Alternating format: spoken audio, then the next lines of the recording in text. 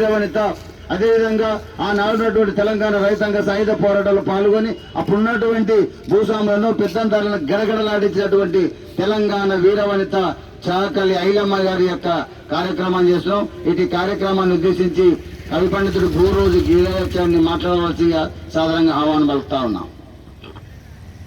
ఈరోజు ఏదైతే మనం తెలంగాణను పోరాడి సాధించుకున్నామో ఆ పోరాటానికి స్ఫూర్తి ప్రదాత తెలంగాణ తొలి భూ పోరాట వనిత నిప్పు కనిక ధీర వనిత చాకలి ఐలమ్మ గారి జయంతి కార్యక్రమాన్ని నిర్వహిస్తున్న ప్రియమిత్రులు రాజారాం ప్రకాష్ సార్ గారు, మా గురుతుల్యులు మిత్రులు నాయకంటి నరసింహ శర్మ గారు, వనపర్తి జిల్లా వాల్మీకి సంఘ నాయకుడు మండల దేవన్న నాయుడు, ర్యాప్ టీచర్ మైనార్టీ నాయకుడు బాలమియా, ప్రభుత్వ ఉపాధ్యాయుడు యూసఫ్ గారు, శ్రీనివాసులు, ఈశ్వర్ ఉపాధ్యాయులు మరియు రజక సంఘ నాయకులు అందరికీ ఇక్కడికి ఇచ్చేసిన అందరికీ స్వాగతం పలుకుతూ, చాకలి ఐలమ్మ చరిత్ర తెలంగాణ రాష్ట్ర సాధనకు స్ఫూర్తి అని నిక్కచ్చిగా చెప్పవచ్చు. ఆ రోజుల్లో చాకలి ఐలమ్మ భూమి కోసం, భుక్తి కోసం, బానిసతత్వ విముక్తి కోసం పోరాటం చేసిన ధీరవనిత చాకలి ఐలమ్మ గారు. ఆ అమ్మ వరంగల్ జిల్లా రాయపర్తి మండలం కృష్ణాపూర్ అనే గ్రామంలో 1895 సెప్టెంబర్ 26 ఊరుగంటి మల్లమ్మ సాయిలు అనే పుణ్య దంపతులకు జన్మించింది. తర్వాత ఆమెకు బాల్యంలోనే చిట్యాల నరసయ్య గారితో వివాహం జరిగింది. వారికి 4 సంతానం కలిగారు.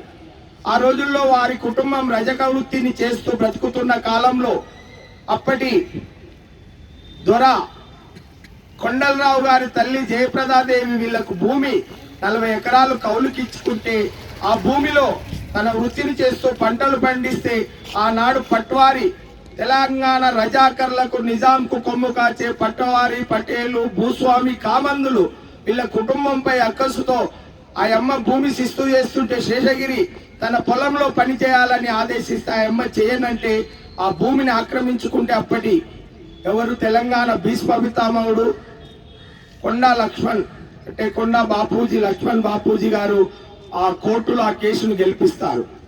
తర్వాత ఆ దొరలు అక్కసుతో అంటే ఆ రోజుల్లో బానిస ఉత్పత్తి కులాలను బానిసత్వంతో చూసేవాళ్ళు. దొర అని పిలువకుంటే దొరసాని అని పిలువకుంటే అగ్ర కులాలను భూస్వాములను అంటే వీళ్ళ మహిళను వాళ్ళ భర్తల చేత అఘాయిత్యాలు చేయించేవాళ్ళు.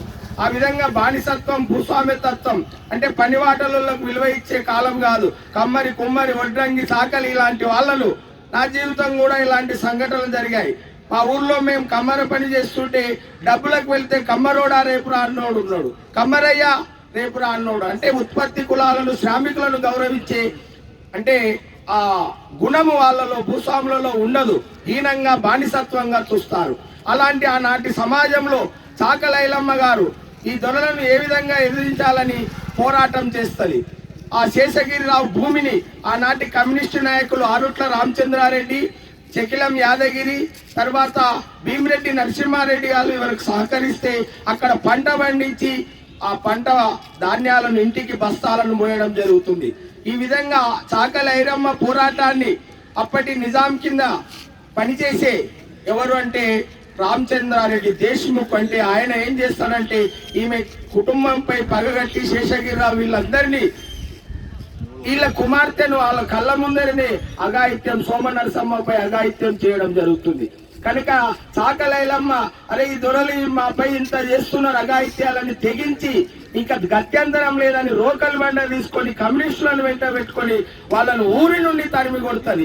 అదే చాకలి ఐలమ్మ పోరాటానికి త్యాగానికి ఆ రోకల్ బండ ప్రతీక. అంటే ఎదిరిస్తే పోయేదేం లేదు బానిసత్వం అని పెద్దలు చెప్పినట్టు కమ్యూనిస్టులు చెప్పినట్టు పోరాటం చేసి తెలంగాణలో తొలి భూ పోరాట వనితగా ప్రసిద్ధికి ఎక్కింది చాకలి ఐలమ్మ గారు.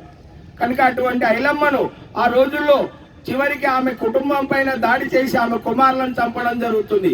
ఈ విధంగా ఆమెను కూడా అంటే పోరాటంలో ఆమె కూడా అసూలు బాస్తుంది.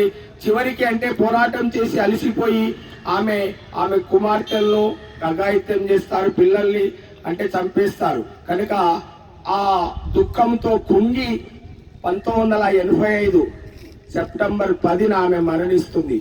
అంటే ఆమె వర్ధంతి. ఈ విధంగా తెలంగాణ భూ పోరాట వనితగా ప్రసిద్ధికెక్కిన చాకలి ఐలమ్మ త్యాగాన్ని మనం తెలంగాణ తొలి మలిదశ పోరాటాల్లో స్ఫూర్తిగా తీసుకొని తెలంగాణ సాధించుకున్నామనేది అంటే నిర్వివాద అంశం.